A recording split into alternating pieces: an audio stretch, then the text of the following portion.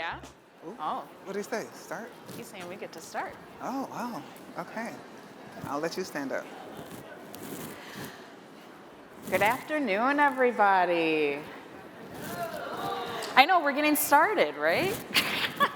That was how I felt when he gave the thumbs up to me. Oh, welcome everyone this afternoon to our session. Thank you for joining us.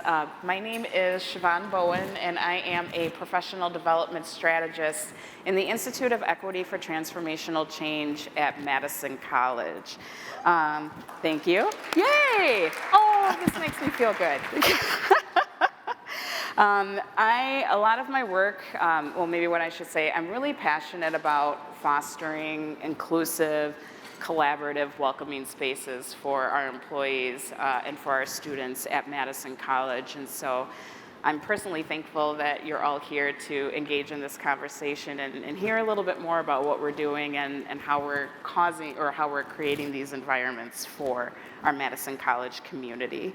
My personal journey into this work really began with recognizing the significant impact that psychological safety has on our employees, and even more so, really having those experiences that I've had in the 5 years or almost 5 years I've been at the college with understanding how culturally responsive practices really do play a crucial piece in creating those psychologically safe spaces for our community members. And so through my experiences and through the discipline that we're in, it's really helped us to collaborate and to put this presentation together for you too, so that we can really talk about the intersection of these two disciplines and why they really depend on each other and lean on each other. I'm here with the wonderful Dr. Michelle Turner today, and let me pass it over to her so you can get to know about her a little bit. Thank you, Siobhan. And so, good afternoon, everyone. Yes, thank you for this opportunity to be here. As Siobhan said, I'm Dr. Michelle Turner. I also work with the Institute for Equity and Transformational Change at Madison College. And it's something that we're excited about. The work that we do has just been going on since 2021. And so in the 3 years that it's been going on, it really has grown because Madison College is determined to make an impact and make changes for equity and inclusion. And so today, my main focus will be talking about culturally responsive practices. And I got into that, I've been in early childhood education since 1989. Oh, I didn't mean to say that out loud. Kind of shows how old I am. But we got into that when my husband and I decided we didn't trust anyone to watch our child, so I started doing childcare. And so with that, I ended up, it was not my plan to be in there forever, but back in 2016, a college asked me to create a credential, and it was talking about diversity. And that's when I started learning about culturally responsive practices, and I was introduced to that by Zaretta Hammond she was talking about the brain, what is it called? The brain, culturally responsive practices and the brain. And so that's when I started learning about culturally responsive practices. And of course, it can be extrapolated to more than just with children or early childhood education. It can go into any setting. And so that's what brings us together to talk about culturally responsive practices and fostering psychological safety. And so today we will be starting out our hopes for today. And first of all, it's so good to see so many people here, is we want you to understand the psychological safety's role in fostering inclusive environments.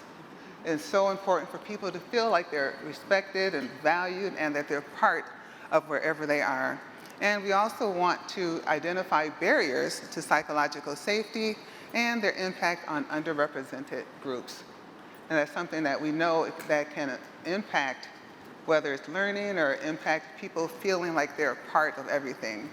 And then we want to apply evidence-based, culturally responsive strategies to promote psychological safety. So we don't want you just to listen to us, but be able to take home different practices that you can apply in your own practice. And so, Siobhan? Yeah, thank you. So what we'll do first is we'll start by talking a little bit more about psychological safety and make sure that we have a baseline understanding of how that framework works. And I just want to say that, mentioning again, we feel very passionately how important psychological safety is, especially for settings where we're asking for people to collaborate, right? To be feel comfortable with asking questions, to be able to challenge the status quo. That's essentially what it is that we're trying to do, is create that space so people can feel comfortable and feel safe with engaging in these activities without having to worry about any kind of retaliation or anything like that taking place, right? And this can look different for, I mean, it's the same concept, but if we think about it for our students, right? This could range from the experiences that they're having in the classroom with their teachers, to meetings that they're having with their advisors, right, and everything in between. And the same goes for our faculty, our staff, and our administrators. It goes from, you know, the different meetings or the collaboration groups that they're working in together, to the ways that employees are navigating human resources for anything related to human resources departments, right? The engagements that we have with our security officers, right? We have to think about all of those different spaces within our campuses and what it is that we need to do to foster psychological safety so that people feel comfortable with taking risks, with speaking up, challenging the status quo, all without having any fear of consequences. And so there are 4 stages of psychological safety that really build upon each other, and I would like to start with this framework first. I'm just gonna first go through and explain each phase, just to kind of give us some background, and then I'll come back and do a little bit more of a deeper dive into each phase so we can think about what that looks like for us on our campuses. And so the first one we speak of is inclusion safety. And inclusion safety is really just that. It means that I, as a human being, can show up into a space with other human beings, right? These other human beings see me and they're like, okay, we can tell that you pose no threat to our group, to our community. You are a person, we are people, we grant you that inclusion safety, right? I know that I'm welcomed, I know that I am included, and I haven't even done anything else. It's just that basic need that we have as human beings, so that we feel that empowerment that's necessary to contribute to the group. And once we feel that inclusion within the spaces that we're in, then we can get to learner safety. And this is now where we're at a place where I'm in this space and there's something we're working on, or there's something that, you know, we're trying to solve, and I need to understand more about it, right? So I'm gonna ask questions, I wanna know more about the information related to whatever it is we're talking about, and I don't wanna be judged while I'm doing it, right? I don't wanna feel like there could be some kind of a punishment because I ask a certain question. I know that I can ask these things, and I don't know how many of us, I often in meetings when people ask a question and then they'll say, oh, that was a silly question. It's like, there are no silly questions, right? That's a part of what fostering learner safety is about. And so then when I'm comfortable feeling like I can learn and I've gained that knowledge and now I can be a part of the group to really start to contribute, we're getting into that contributor safety phase. Now I can share my knowledge, now I can share my ideas, now I can share my thoughts, and if the space is cultivated the way it needs to be, then I should be able to do that again, this common theme, right, without feeling like I'm being judged, without feeling like I'm going to be reprimanded in any way. I can fully engage and give my opinion, and then that's how I can tell that I'm valued within that space, right? Because everyone is allowing that opportunity for me to contribute in a space that is welcoming of all of those ideas. And then if we can get to there, then hopefully we can get to the 4th phase, which is at challenger safety. And when we get to challenger safety, now it means that maybe we're talking about something and I think there's a better idea of how we can do it. Or maybe I think that there's something not great with the idea that's been presented. And I feel comfortable enough that I can challenge it, I can present other ideas, I can say why I don't feel like it should be that way, I can present other angles. And again, we don't have to worry about that fear of being retaliated against, of somehow receiving negative consequences from participating in that. And so those are like the 4 levels. Pretty high level, right, description. Do we feel comfortable with those? Feel good about how they build? Hopefully my online people feel good too. Great, okay, so let's just talk about what they look like. And let's say what an example of inclusion safety could look like. Think of yourself as a new faculty member, right? So you're new to campus, you're new to the program that you're teaching in, or the school or the college that you belong to, and you're now trying to engage with other faculty who have been there for a lot longer than you, right? Being the new kid on the block, has anyone ever been the new kid on the block? And so if we're that new person and we're in a space where those faculty are engaging us with open arms and they're wrapping us into their culture and their climate right away, then we feel that inclusion safety that's taking place, right? But if we come in and you can tell that I am the new person, you can tell that other groups have already kind of formed their cliques, you know, maybe they say hi to me and stuff, but then really they kind of keep off to their own. That's gonna make me feel a certain way, right? I'm not feeling that basic safety that's necessary for me to want to even engage further with that group. And so inclusion safety, that's that basic need. If we can't fulfill that and we're trying to do the other levels, it ultimately is not going to work, because at the end of the day, I do not feel included in that space.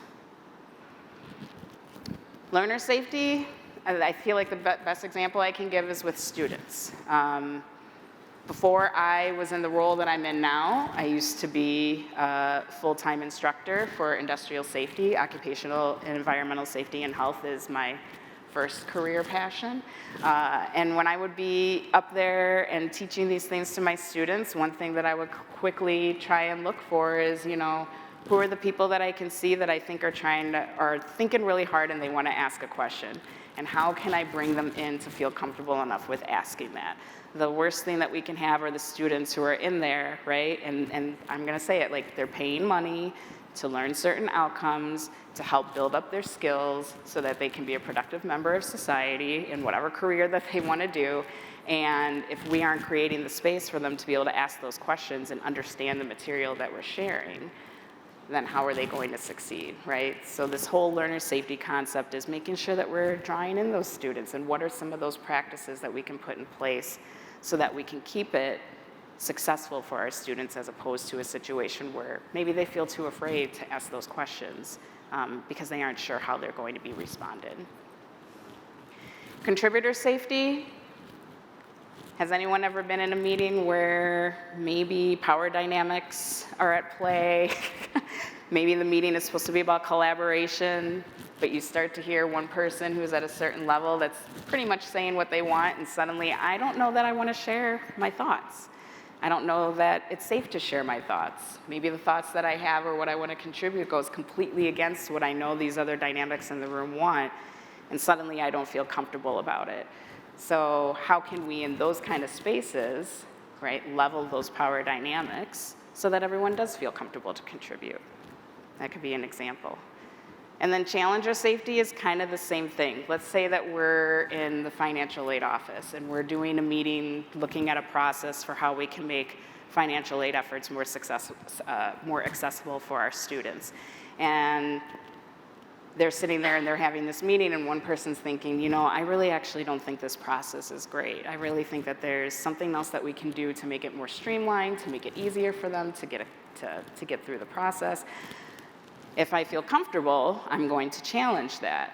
But if all those other levels before challenger safety haven't been met the way they need to be, and now we're in this space where I want to challenge it, but for some reason the space isn't quite set up where I feel comfortable to do it, now I might hold back those ideas, which could really be beneficial for the institution, but I'm not going to share them because I don't feel like the space is safe enough for me to do so without ridicule, without not being valued, right? And those are important things for us. We want to make sure that those conditions are in place if we're going to contribute and produce the results that we're trying to produce in our roles. Do you have anything you'd like to add? You know, that's not a good question, because I always have something to add. But, you know, just to go along with what Siobhan has been saying, I mentioned before that I've been in early childhood education for a long time. And so I was at an institution. When I was there to teach. And then when I got there, I remember all the things that she talked about where I didn't feel that psychological safety, where I went into the program and I was like, I remember I would drive in, I would teach my classes, then I would drive out because I felt absolutely no connection. I didn't feel that safety I didn't feel like I was included. I didn't feel like I could contribute. I didn't feel like especially not to challenge anything anyone said. And so all of those things, I remember that feeling. But then I mentioned before that we both work in the Institute for Equity and Transformational Change. And I told our boss, I said, I'm going to mention your name, okay? But his name is Marco, and he's wonderful because I remember when I started working with him, I would sit in the meetings and I would just sit there quietly. And I was like, I was still used to the other situation that I was in, and so I would never say anything. But the more I was in those meetings, the more I dealt with him, the more he dealt with us, the more comfortable I felt. So now I've gone from sitting there quietly all the time to I'm always challenging things now. But it's okay because he promotes that. And then that sense of psychological safety makes such a difference. So whether it's for employees, whether it's for students, it makes such a difference. So sometimes if we have students that will just sit there and not say anything, we have to check ourselves to see, are we creating that sense of psychological safety? Because I remember we would be in meetings and Siobhan would just be talking. I'm like, wow, she talks so much. But now, I'm that person because now I feel like, yeah, I have something to contribute. I'm not just here just for no reason, but I'm here and I have something to contribute. Yeah. And so it really makes a difference having that sense of psychological safety. And so, go ahead, Siobhan, 'cause I will keep going to it. No, that's okay. Because, she says, I used to do all the talking. Now I'm the one who has to raise my hand and wait until, I'm just messing with you. So we have a little small group discussion prompt that we want to give to you all as you see up here. So this scenario, right, pretty simple. A team meeting where certain individuals repeatedly dominate the conversation while others feel uncomfortable speaking up. Many of you are in groups. If you're sitting by yourself, maybe go find yourself a table and get to a group of like 4 or 5. We just want to give a couple of minutes for you all to talk about which phase or phases do you feel that this scenario falls into.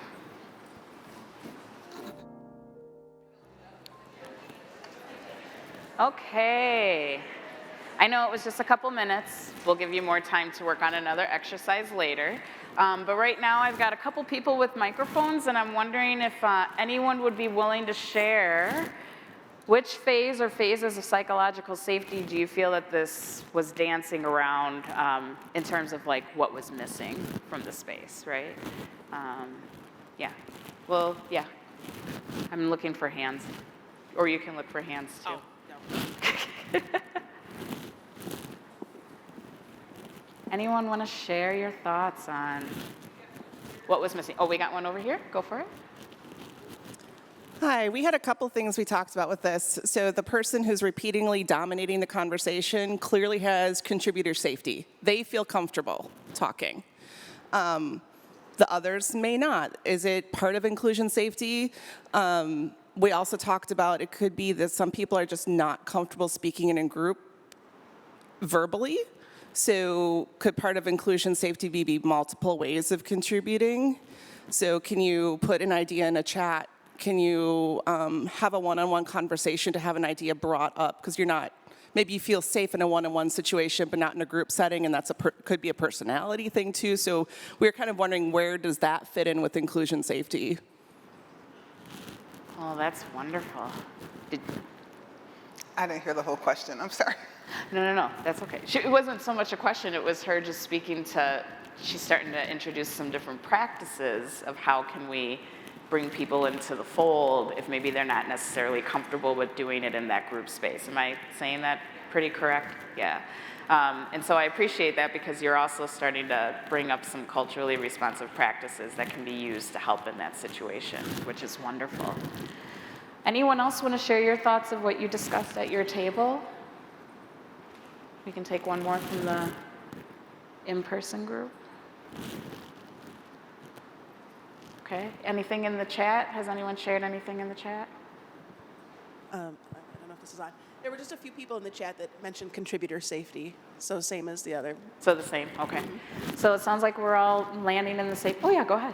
If I can just pipe in with what my group was discussing. Yeah. There was some discussion about how we kind of need to be watching the group dynamic and understanding when maybe somebody is taking over and trying to be an ally for others in the room. So how can we gently redirect the conversation, open it up for a more inclusive conversation? It doesn't necessarily have to be the person leading the meeting. It can be somebody else at the table. Yeah, no, and I appreciate you, especially that piece of like who's doing that guiding. Oftentimes we think that it is the person who holds the most power in the space, but that doesn't always need to be the case. And by using that kind of a technique, it actually can help to offset some of the power dynamics that are taking place as well. Wonderful suggestions. And since we are starting to dance in culturally responsive practices, I will pass it over to Okay, so this is my thing here, culturally responsive practices. And as I talk, you're going to see how these two intersect, the culturally responsive practices and psychological safety. So one of the things about culturally responsive practices is the importance of everyone being able to feel valued, being able to feel like they're included. I think we're going to probably hear this a whole lot. Valued, included, respected, and empowered to contribute. And so with that on this slide, one of the things, I'm going to actually go to the middle first and then I'll come back. You talked about communication. And so one of the things with communication is that sometimes people from different backgrounds, different cultures, they're more likely to speak up. So that might be something that we address right there, because I notice even in our group, in our team, some people just, they're always saying something, and because they're used to being, speaking up more. And so that's one of the things. We have to be able to adjust to different cultural backgrounds and different cultural styles. Now in some other cultures or other backgrounds, people are not used to being the ones to speak up. Sometimes they take the time, process to think about it, and then they'll speak up, as opposed to someone that just speaks up right away. And so talk about culturally responsive practices. That's one of the things that we have to be able to adjust and adapt to. And I'm going to keep mentioning this. I'm in early childhood education. I have an employee, and I remember one of my employees, this is talking about communication styles and things like that. I remember I would call her into office and talk to her, and she would never look at me. And I was like, why won't she look at me? And I was kind of getting irritated. And the thing is, not being very culturally responsive, finally I asked someone else, I said, why won't she look at me? She's like, because it's out of respect. And so when I would talk to her, then she would put her head down, and it was just out of respect. And to be honest, for the 12 years she worked for me, she never looked at me. But I had a different attitude because I found out it was out of respect. So that's one thing about culturally responsive practices, to recognize that people do things differently a lot of times. And one of the things that we talk about is the fact that just because people do things differently, it's not a deficit.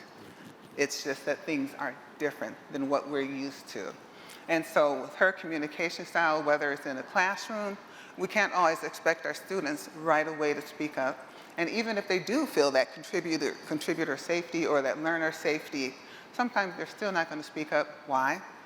Because of their cultural background and things like that, where they might need that time to process. And so those are things that we have to take into account when we're talking about culturally responsive practices. And then in the first section, it talks about valuing and incorporating. So we need to make sure that we value those differences. And like I said, they're different. It doesn't mean they're wrong. They're just different than what we're used to. And then we need to make sure, hey, take the time to incorporate them into what we do and how we run our classrooms, how we run our office. So value those things, incorporate it. And it's one of the things I'm going to mention our boss again. And so one of the things that he does all the time, we have a team of 16 people. And so we'll have meetings once a week. And so with those meetings, I told him this one time, I said, you know what, you're very smart, because I said, what you do is that we'll have a problem that comes up, we have a situation that comes up, and he'll present it to all of us. And so by the time you finish, I said, we will have given you the answer, but it seems like you came up with the answer. But he gives us all a chance to contribute. He gives us all a chance to say, and it's always like where we feel, he makes us feel comfortable, and what we say is something that's valued. And so since we all feel that value, we're always contributing, we're always saying something. I don't think it's ever a time when no one says anything. It's very rare. It's always something someone's contributing because we feel valued with what we do. So he takes what we say, he takes what we do, and he respects it. And so therefore, we get the job done. And then also, the last one, it talks about using inclusive teaching strategies that engage all learners. And so one of the things that all of us, we've all heard about different learning styles and things like that. And so with that, we want to make sure that whatever kind of setting we're in, that we incorporate different teaching strategies. So some people, okay, my daughter, she has her doctorate now. But I remember when we were little, we would go to church and she was always drawing, always doing something. I'm like, why aren't you listening? She's like, I am listening. And I was like, how are you drawing and you're listening? And I found out she's that kind, she has to be doing something with her hands in order to listen. I was at a conference, and this lady during the conference, I won't say it was long, but during that time, she crocheted like 3 or 4 pairs of socks. She says, I have to be able to move my hands in order to listen. And so, there you go. Someone's making socks. Is that socks? And so it's so important. So you have to be able to, incorporate those things where we're looking at different backgrounds, different cultures. And so that's what we talk about, culturally responsive. So once again, I wasn't being culturally responsive to my daughter and her needs. But then, because even to this day, if we're somewhere, I know she's going to be drawing. I mean, more than likely by now, she would have drawn me, she would have drawn Siobhan, but when I would ask her, what is the speaker saying? She could tell me everything that person was saying. And I was like, okay, I get it now. Took me a while, but just to be able to incorporate the things that, the different backgrounds, and to be inclusive, and even like some students where in early childhood education, you ever hear crisscross applesauce? And I hate that. You know why I hate that? Because some children, they're trying to learn and you have them sitting there, sit down, crisscross applesauce, when they need to be able to get up. They need to be able to walk around. They need to be able to do something, but we're too busy saying crisscross applesauce. And so that's just going back to, now that's still cultural. But anyways, where we need to respect the different teaching strategies and things like that. And so not have the same expectations of everyone.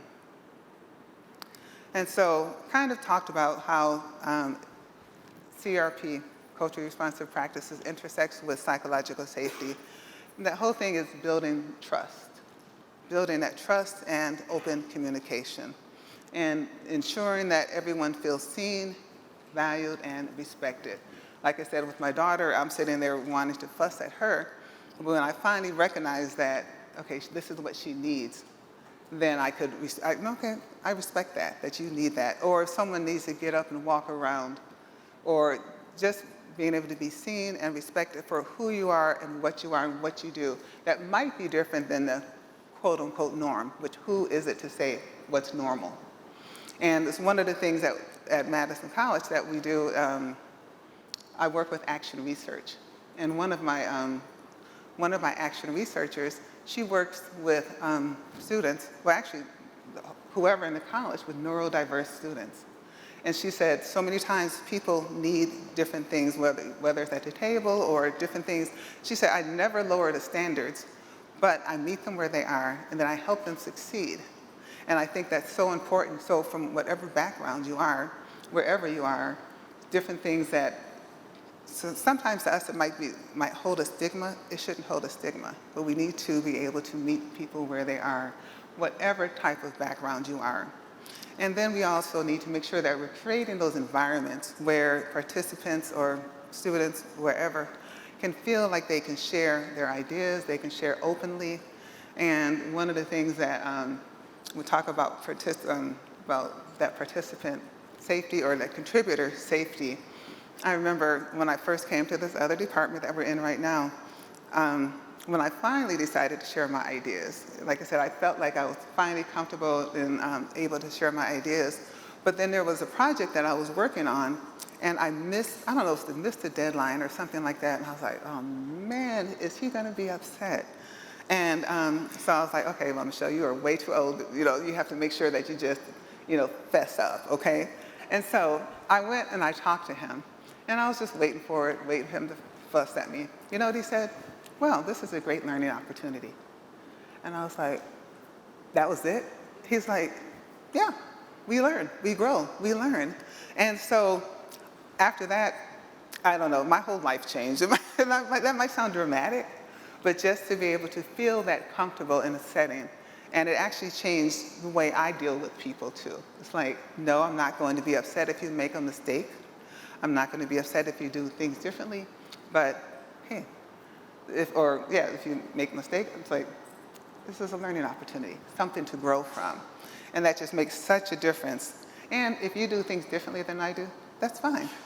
I'm not asking you to change. I'm asking you to be you, and we'll all get the job done. I'm just going to kind of go through some of the examples that, thank you for letting me borrow your phone, of what has gone through. And I'll just kind of share with you. I am seeing a few responses that are speaking in regards to ageism.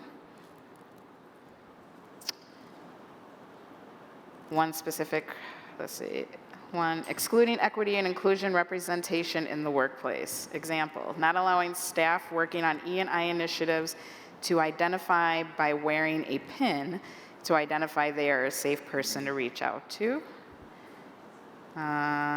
Another example, I was once told by a professor that she already had universal inclusive measures in place and would not work with me on my accessibility needs for the class. I mentioned ageism. One person said ageism, not considering a job applicant because she is too old. Another one saying ageism as the youngest person on the team, it's difficult to share ideas when you're seen as someone who doesn't have enough experience or doesn't know what they're talking about. In early childhood education, a child is told that they can't play with other children because they're too loud. People intentionally leaving someone out of a work group because they were not part of the same affiliation.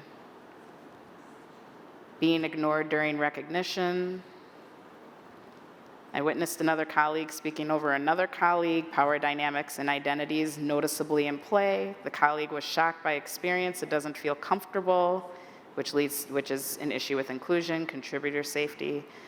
They didn't feel comfortable in sharing out in larger groups or even small group settings. There's actually a lot in here, Michelle. Thoughts? Just, See some more posts. I'll be honest, as Siobhan was reading those, it was really, to be honest, it was difficult to hear a lot of these things, to realize what people go through. I mean, I know I've dealt with my own situations, but just some of these, even starting out with early childhood education, starting there where it's students being excluded, but then it's very difficult to listen to some of these. Ageism, every different area. That one, I was once told by a professor that she already had universal inclusion. That's wonderful. Those things are wonderful. But at the same time, those accommodations need to be addressed. They need to be taken care of. And just looking at these, you see the importance of that psychological safety and all the different areas that Siobhan has already addressed, but then being culturally responsive. And a lot of these, what does it go back to? My culture is what? My culture is the norm. My culture is right. My culture is better than yours. When you're outside of my culture, then it does go back to what I said about having a deficit. You're not just different, but you have a deficit. And in order to be accepted, you need to be like me. And one of the things that I always like to talk about when I'm teaching culturally responsive practices, a lot of times people think it's always a color thing. But when we're talking about ageism, we have too young, we have too old, we have different abilities, we have all kinds of areas that people are affected by when people are not culturally responsive. And I'm just looking at some more of these. How do you respond to students in the CRP approach need technology in a CR approach, when it is also a distraction, like watching videos on cell phones, laptops, when they should be focused on classwork. First thing I will say, you never lower your standards. So culturally responsive practice, is that a culturally responsive practice to say that I'm in your class, you're in my classroom watching videos? And okay, fine, it's, I don't know, what generation is it now? Generation X or something? I don't know. I'm a baby boomer, okay? And they're the best. No, I'm kidding. But I think that, is that a culturally responsive? There's still expectations that we still have to, we don't lower our expectations. And then I always go back to the syllabus. I also teach a class called the inclusive syllabus design. But you have your expectations, and then sometimes it's, how do I say this? Sometimes I think it's just good home training, but that's just me. But for you to sit there, why are you in this class when you're, you know what, Siobhan, take over that one before I say too much. But anyways. You can go to that. Okay. No, I think I do appreciate everyone for sharing these examples. And I suppose another thing I just want to bring in is I feel that seeing this variety and the vast number of examples, to me shows me, right, that I'm in a space with individuals who really care about this, but that we also recognize like the current conditions that we're operating in, which I'm thinking might be the reason why some of you are here, because we're trying to figure out how we can implement practices to change these scenarios that we're showing, right? So I just want to thank you all for being willing to show some of these different, or to share some of these different experiences that you have witnessed. And one of the things I will say that sometimes you're in a very difficult situation. That last one I'm looking at, it says co-worker constantly had to prove why she was asking for money for programming when other white co-workers never had to jump through the same hoops. Sometimes you're in situations where, like I said, with the hierarchy, what do? Where, what can you say to your, you know, someone that's over you? And that's a good question. I mean, that one I don't even have the answer to but it's just so difficult sometimes to, when you're seeing the things that are happening. But I guess I will say that the areas that you can do something, that's the areas to make sure you do something. Because a lot of times we can speak up, and we can speak up in different areas, and then I would speak up, whether it's in the early childhood classroom or in other areas where you can speak up, then I would speak up to make sure other people can feel safe. Even if you just have to go to that person and make sure, you know, hey, you know what? Whatever's going on there, I'm your friend, or however, something so someone else can feel comfortable. And let's see, people and I think we have to go to the next. We need to go to the next. Okay, she's telling me to keep going. I told you I talked too much. Okay. Okay, let me just go back. Nope, go back a few. Okay, Back. one more. Yep. There you go. Okay. And so, we're talking about applying psychological safety and culturally responsive practices. This is still me, right? Okay. Yeah. And so, one of the things that we can do in order to promote those two concepts is to have open feedback channels.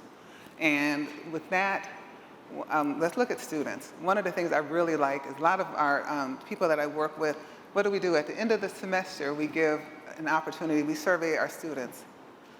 Why do we wait till the end of the semester? Because the feedback that they're going to give is going to do what? It's going to help the next group. So a lot of the professors I know now, they middle of the semester or quarter of the semester, so then that way they can make changes throughout the semester for the students that they're working with, for the population that they're working with. So not just in a classroom, but also if you're working in an office or something like that, where weekly check-ins. So how are you doing? How are things going? You know, any concerns and things like that. Making sure that there's that open feedback channel. And then when we do receive that feedback, make sure we act on it or have a discussion on it, act on it, make some changes. And then adapting communication styles. This is something that we've talked about already, but one of the things I mentioned about my employee, the way she, you know, it was respectful to her to not look at me, but at the same time recognize that when we were talking about the different types of safety, I remember this one lady in the office that I was working in, she was always talking. And one day I went to her and I was like, but first of all, I said, is she my boss? Because she's always talking so much and she's always telling me what to do. They're like, she's not your boss. She's just always talking. But come to find out, she said that where she came from, the office that she used to work in, she's short, number one. She's short. She said, in order to get anything done, she said, I had to be aggressive. And so she said, I had to speak up and had to be aggressive.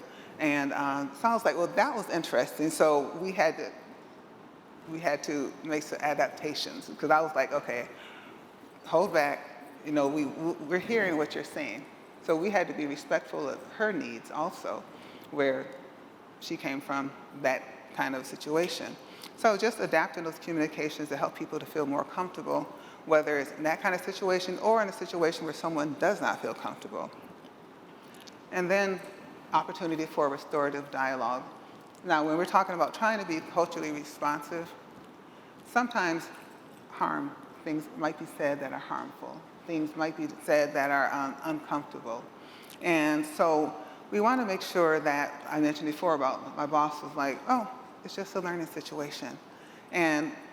But if there's a situation where there's harm done, we want to make sure that we acknowledge that, but then also give that opportunity for people to be restored, where it's not just, okay, well, you blew it, or you said something, or you did something that was hurtful or harmful, but we want it to be where you have the opportunity to be restored at the same time. And we're going to let Siobhan go more into these. So yeah, the first three that you see there, the open feedback channels, adapting communication styles, restorative dialogue, those are three strategies that can be used to foster psychological safety through culturally responsive practices. What you see here is a list of additional strategies that can be used, and it's okay if you don't memorize these, because we also have a handout. And I'd like to take a moment for you all to bring your phones back out and go ahead and get this QR code, because this handout will be helpful for you with the last activity that we'd like you to engage in today. And for our friends who are online, hopefully that QR code works for you all as well, so you can get access to the file.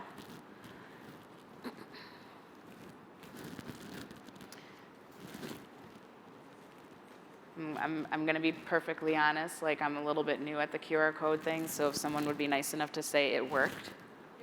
Yay! I appreciate you.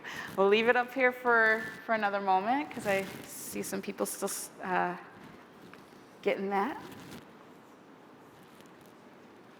We also can make sure that this is available for people afterwards as well, so just so you're all aware. How are we in the room? Did I give enough time? I don't feel like I see phones up anymore, so I think we're okay. So I would like for you all to go ahead and use these strategies, and we'll do another small, oh, nope, I just saw someone put their phone up. I got you.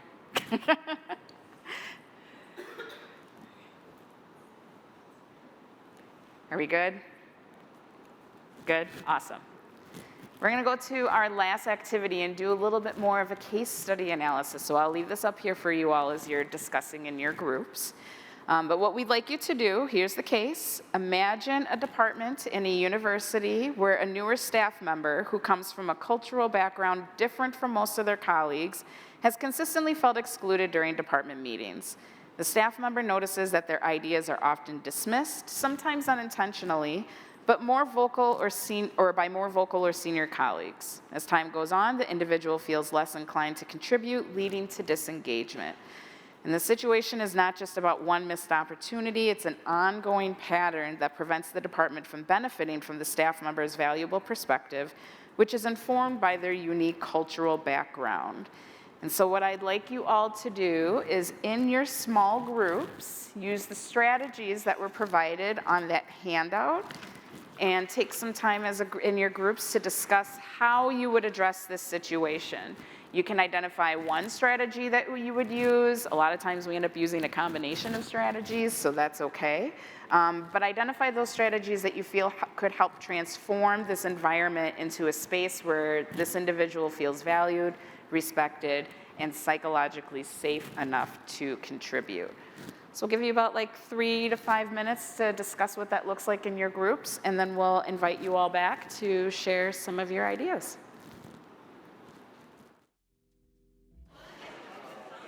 All right, let's bring everybody back. Should I do it? If you can hear my voice. If you hear my voice, clap once. If you hear my voice, clap twice. That was wonderful. Thank you so much. Let's invite some people. Please raise your hand if you're willing to represent your group and share what you all discussed about with this scenario. We'll get a mic over to you.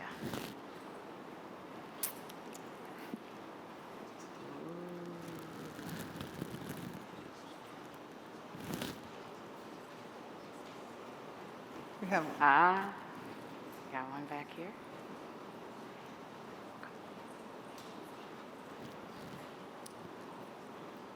One of the things that we were looking at is trying to figure out exactly what was going on in this situation, right? Was it the department's culture where you really had to fight to get your word in there, or was it particularly that they were devaluing the one person's perspective? And I think there are different ways of going at, kind of addressing that, but I think part of it is just, if they're noticing it, evaluating how the team communicates, right? So if you have someone who their voice is oftentimes not present or not included, that, a team needs to stop. And I think one of the options was the adaptive, communication styles, right? So just looking at the communication styles of the folks in the room and not always assuming that it's because of their identity. Yeah. Thank you so much. Any other examples? I just want to say that I think Go that, ahead. thank you for bringing that up, because like you said, not always assume. And so that's one of the things that's so difficult sometimes, making assumptions. And so there are sometimes other things that you need to look at, just not assuming. I'll be honest, sometimes people say, is it because I'm black? But sometimes it's just, like I said, the team dynamics or the dynamics of the group that you're working in. And so it doesn't make it easier, but it shouldn't always be that assumption that it's because of your age or because of whatever. And so I do appreciate you bringing that up. Go ahead. One thing that we really liked at this table was under the open feedback channels, finding a way to include anonymous channels. Like in the case of the scenario, it's not like, oh, there's one person at a meeting that always dominates the conversation. Sometimes that's easier to deal with because someone can just take them aside and talk to them. But it's like, if it's the single person that doesn't communicate like everyone else, it's going to be really hard for them to speak up and be like, here's what I need. But if there maybe can be some sort of anonymous. And I know some folks will go, oh, but we can still figure out who you are through the anonymous. But that's a more comfortable way to express your needs. No, absolutely. I think that's to be honest, as you were saying that, I was thinking of how sometimes in my classes, I would do a mix of like the surveys or the feedback options where I did know the feedback that I was getting from people, but then some of the feedback where I knew like, it's probably better to do it in an anonymous way. And that's nice too, because sometimes you get more of the feedback that you actually need to make the changes that you need to make, because you provided that space for them to feel comfortable with sharing it in a way that feels comfortable with them. So thank you for sharing that example. And then There was a hand back in the corner. yeah, let's go back here.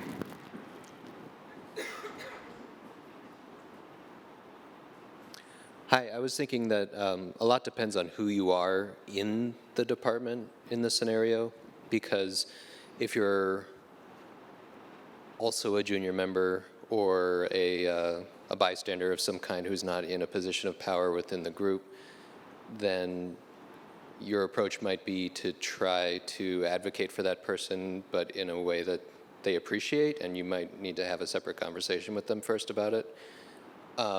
If you're the leader in that situation, you've somehow probably contributed to fostering the culture where the senior people or the vocal people are just given free rein and everybody else is marginalized, in which case you need to do a little self-work first and then figure out, okay, what do I need to do? Do I need to create the separate communication channels? Am I giving this person what they need? I've been on teams where leaders will make space for alternative points of view, or anyone who hasn't spoken up and wants to, please do that sort of thing. And that's a leadership skill that I think people need to train to think about, because the tendency can often be to, okay, move to the next thing, okay, move to the next thing. Mm-hmm. No, I appreciate that, and thank you for sharing that, because something that I think that it really draws out is how much work it actually takes to foster even like the beginning levels of psychological safety within the team, and how much pre-work we may have to do with the members of our team so that we can get to know them better, understand where they're coming from, and figure out how we can best work and relate with them, right? And so this isn't really like a process that can just be burned through quickly, like, oh, I'll just say, okay, you're welcome, okay, I'll say that I'm gonna teach you, okay, I want you to give me ideas, okay, you can challenge me. It's not that fast, because to what Michelle brought up, especially when we're talking about culturally responsive practices, it all comes back to how are we building and establishing that trust. If we aren't doing these foundational pieces, then when we get together in a space to actually work on a problem or find a solution or things like that, then we're gonna run into the challenges as an example of what we see in this scenario here. So thank you, I appreciate that perspective. I'm gonna go actually to the online group now. Has anyone shared anything online of their thoughts? No? Okay, since no one shared anything online, I just want to go back to what you were saying about that self-work. And so a lot of times, like Siobhan was saying, sometimes we have to do that self-work. I mentioned several times, even with my own life or my own experiences, where I was like, I wasn't very culturally responsive. And so it's a lot of times, sometimes we have to just look at ourselves and what we're doing and our own cultural identity. That's something that we don't address not in this forum right now, but with our cultural identity, our own backgrounds, sometimes we have different expectations. And so because of our own expectations, our own cultural identity, a lot of times we need to do self-work. And so that's something that we need to remember, making sure that we deal with ourselves a lot of times before we're trying to work with others. And I think we'll take one more from back here. Go ahead. I deeply appreciate these 10 strategies, and I want to highlight the last one, which I think really ought to go first, which is, role modeling vulnerability.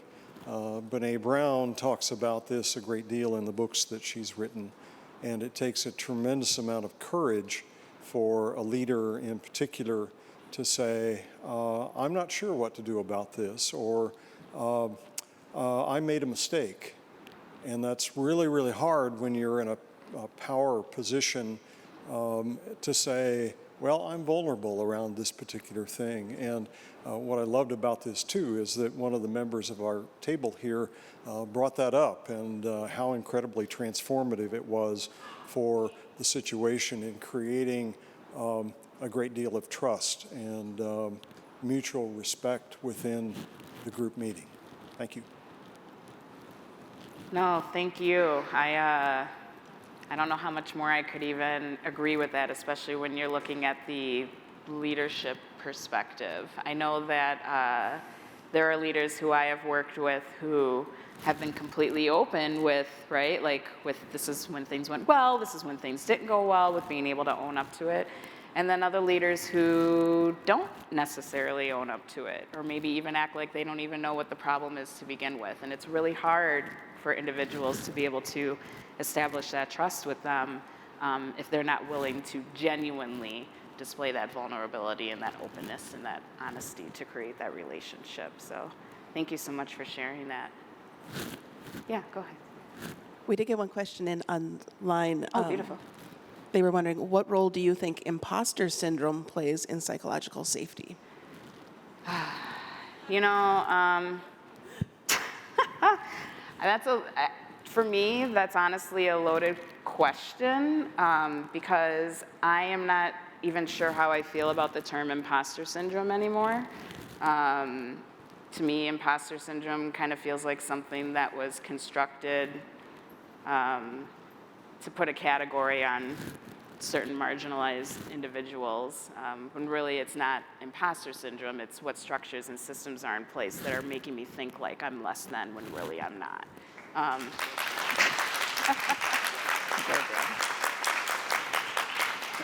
I'll pass it to Dr. Turner. So going along with what Siobhan said, the same thing with imposter syndrome. Someone said if you got hired for the job, more than likely you're qualified for the job and you can do the job. And so sometimes we do get those things in the back of our mind, but we need to know that there was a recent job position that I applied for, and when I applied for it, I went through everything and I'm like, I'm qualified for all of this. But then the thoughts come that, well, I'm not qualified. It's just something that you have to work past because if they're going to hire you for that position, you're qualified. And so I would just say, put the thoughts out of your mind.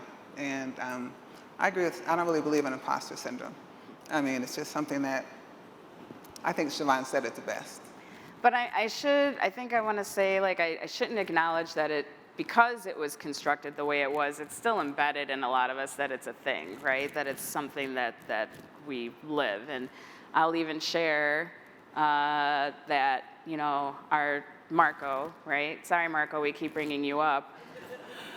I mean, he even had to address imposter syndrome that I was feeling this morning so that I could come and talk to you about something that I know like the back of my hand, right? So I do acknowledge that it's something that's present, but I think if we just shift our focus or shift our way of thinking and understand like this is something that was constructed to make us feel this way, then it can help us to figure out how to overcome it.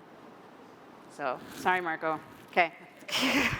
We did the feedback. So last thing we'd like to do, we just want to take a minute to, now that we've explored the different principles of psychological safety and we've explored different strategies that we can use for culturally responsive practices to foster psychological safety, we want to give you a moment to think about how you can take these ideas back to your own work environments, because we do recognize that each of us has a role in our spaces, to bring this back and to figure out how we can take action on it and really help this to live and further thrive the areas that we work in.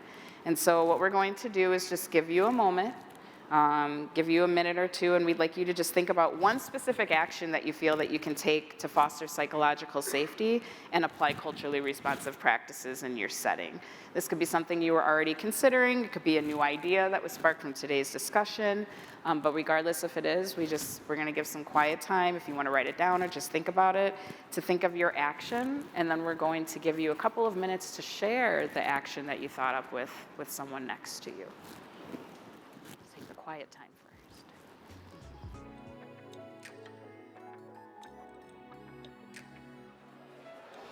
Okay. I'm going to bring you all back just to wrap up the session, but obviously if you want to continue the conversation after we're done, you're more than welcome to. We just wanted to give you a chance to be able to share your thoughts with others.